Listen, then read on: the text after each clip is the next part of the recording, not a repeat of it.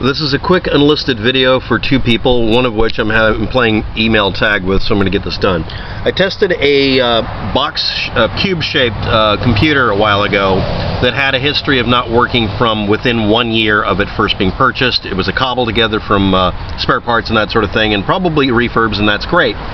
That's how I made a living for a long time.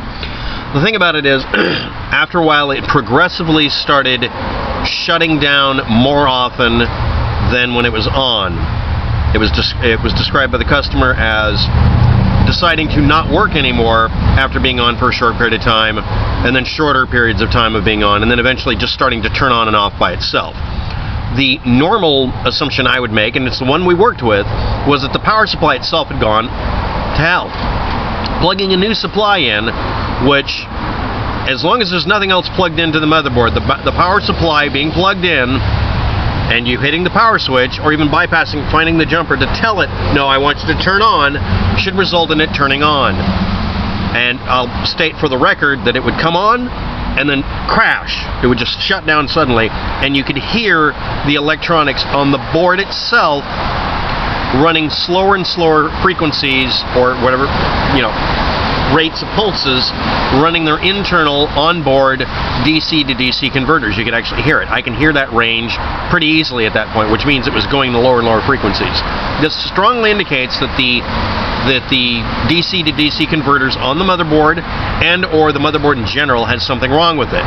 It could be a part of the motherboard changing over time thermally to become more of a dead short, or some circuit refusing to respond correctly so that the power management system would tolerate being in the on state. In any case, the motherboard is the most likely suspect, because when I did this experiment, every other part was unplugged. Period. So only requirement was the wattage requirement for the power supply to feed was for the motherboard. The RAM was left in. It was also popped out and reseated later when I figured that there was no point in continuing, but I did it anyway. Every other part was unplugged. No power plugs were left plugged into drives, nor data cables. It still wouldn't start. The only thing left plugged in was keyboard, mouse, through the USB ports, and the video screen. And even then, I broke down and just left it literally the screen, the power supply, and the motherboard trying to start it. So unless it's traced to something else, we're now at the point where there's not enough hardware that's working that's worth doing the tests on. It's been doing this progressively for a period of time since it was less than a year old. The machine itself is going for whatever reason. Hell, it could have been a sound chip, or maybe the video card caused it. It's not relevant. What's relevant is the package that was sold at the time is not going any further, and there's no need for this to happen any further. It has a serial ATA hard drive, and the only other computer the person had a hold of uses parallel ATA, PATA, instead of SATA. Aside from getting some adapter or whatever to put into it permanently, since the other machine had a simple error where the operating system just can't find itself, because it is Windows and it does that all the time, the next process I'm going to go through is try to get the machine to let me see that there's something on that drive. And if there's an operating system, we'll do a simple thing where I try to restore its ability to boot. This is done from a command line from a boot disk, if it will do it. If it won't do it, data recovery and reinstalling an operating system. As for the serial ATA hard drive, since it might or might not have the customer's data on it that they care about, at this point the only thing I care about, and the only thing they should care about, is the data. That second proposal has come up of taking oddly enough, an old refurbed business grade Dell Optiplex or whatever, and plugging it in, just plugging the hard drive in and resetting it to work with that. Those are all nice options, but the low cost option concerning data, the person's files, is the one I'm concentrating on at this time. So I'm going to reiterate. The most likely suspect originally was the power supply for the black cube box. It is now the motherboard, or some other part. I'm not going to go any further with it because that's wasting the customer's time. The machine is not going to start in its current state, and I'm not going to swap out every part on the planet to check it, because there's no reason to. The customer needs access to a computer that works and does not shut off randomly when they're using it, and doesn't turn on in the middle of the night when they're not using it. It's infuriating the person, and it's driving them up the walls.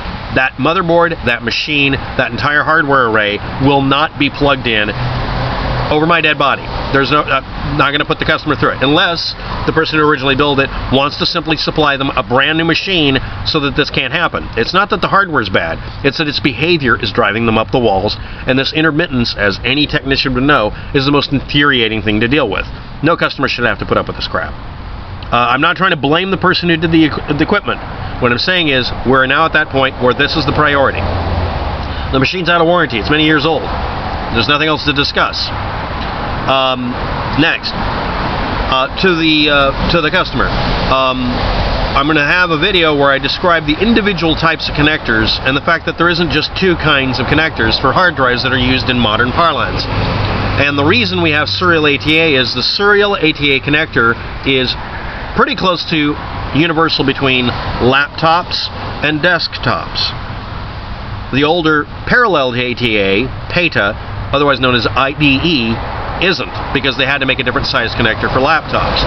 So I'm encouraging everybody to switch over to that format and not use any of the older standards simply because of that. Also, it removes bottlenecks because the computers now use mostly serial communication for everything, so not having to convert it back and forth between parallel and serial means less bottlenecks and less scripts and less data loss.